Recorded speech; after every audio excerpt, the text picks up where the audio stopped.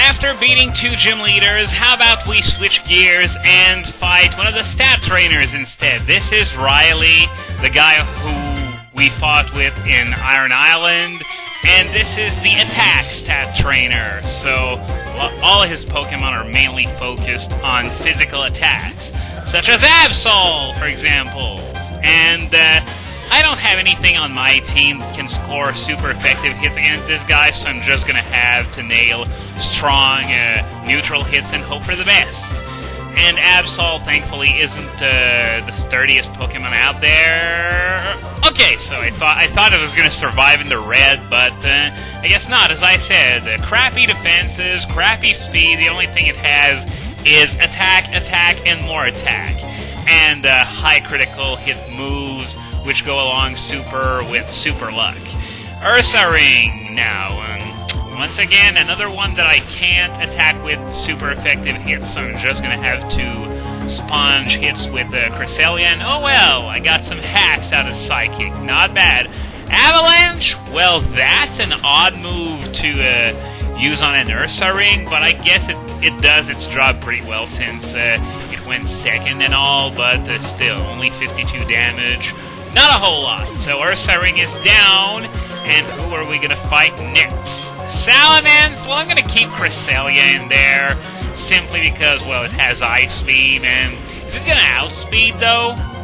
Well, only one way to find out, so let's give it a try. Yeah, it outspeeds, so obviously probably going to die even off a very average special attack and no stab. A quadruple weakness remains a quadruple weakness. So Salamence is down, which he leaves his Lucario and his Metagross. I was about to say someone else, but then I saw Metagross on the screen. Okay, the Alga and Heatran are out because it could have Earthquake, so I'm going to use Palkia instead, try and nail a bunch of Surfs on it, which is at least neutral, so we're going to see what happens. So Surf is probably not going to one-hit KO, because even though Metagross is a physically defensive Pokemon mostly, it can also take special hits reasonably well. And oh, so close! Now I'm going to have to deal with a full restore, am I? Zen Headbutt, 60 damage. Well, okay, yeah, full restore. But, God. I hate it so much when they survive in the red, and it's something that happened in this LP more times than I care to count. This is just ridiculous.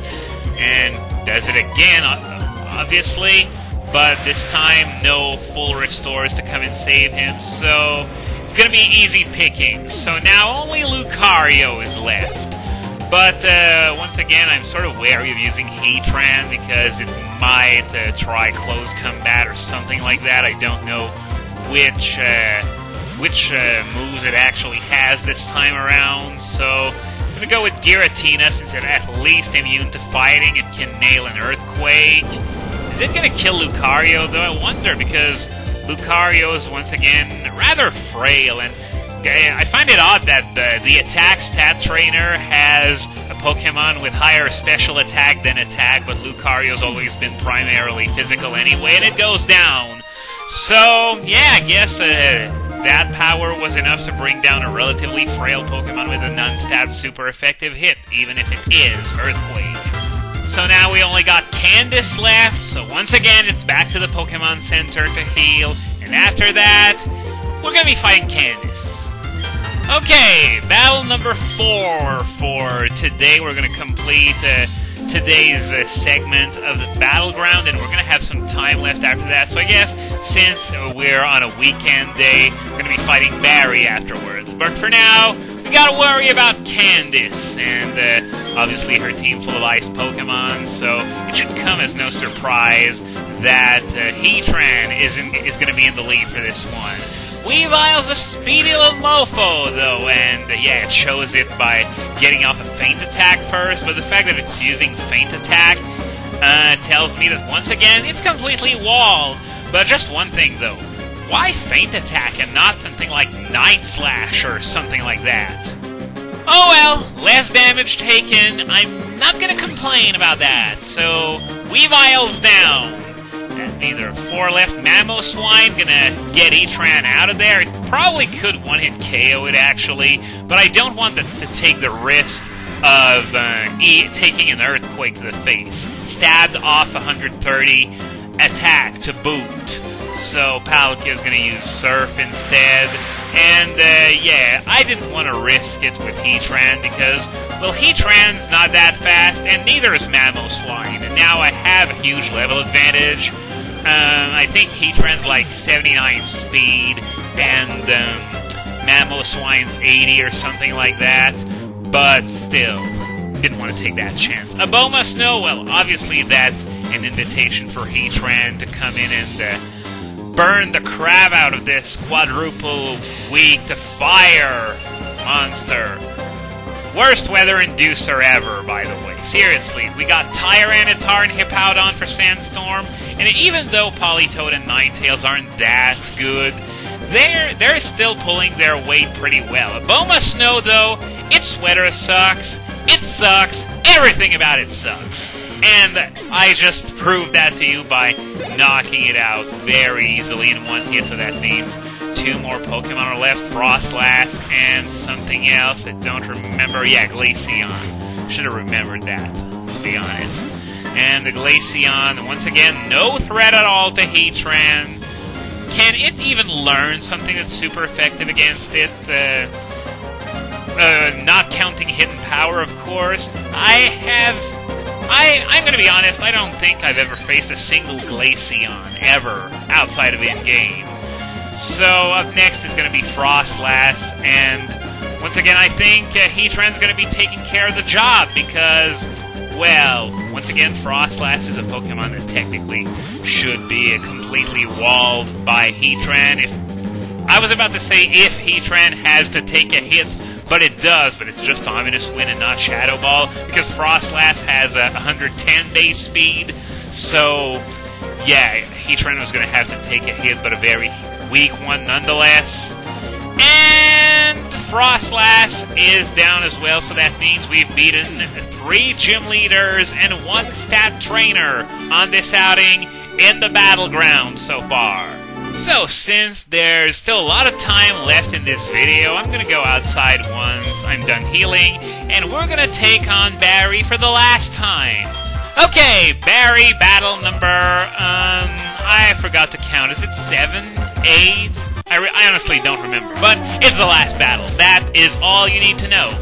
And, as usual, he's going to lead with his Staraptor, which is why I decided to send out Cresselia to try and get the kill with an Ice Beam. I could have used something else, but I felt like using Cresselia to give it some screen time. And oh yeah, I remember that. We're going to be playing that game again, because it was so fun the first time. So Heracross is coming out, and honestly I regret not using Psychic, because I would have totally killed it on the Switch, but oh well, no matter. I think I'm going to outspeed it, yes. Though it would have been a tragedy if I didn't, because I would have had to probably take a Mega Horn to the face. Anyway, Heracross is down, and I assume he's going to be, yep, he's going to send out Staraptor again. Now I'm going to get Cresselia out of there, because I don't want to deal with that U-turn attack any more times than I need to. So Dialga is going to come out to wipe it out with either Thunderbolt or Ice Beam. Pick your poison, as I say. So I'm going to pick Ice Beam. Just because I can, because, well, on the 0% chance that it survives, it might actually get frozen, which would be cool. But as I said, 0% chance of survival. We're talking about 150 special attack here. And up next, Infernape. That's a job for Palkia. Obviously, we could use Cresselia again, but you know, I feel like using Palkia because I haven't used Dialga and Palkia a whole lot so far in this LP, and they're going to need some EVs regardless. And oh, failed blast misses. Never seen that happen before.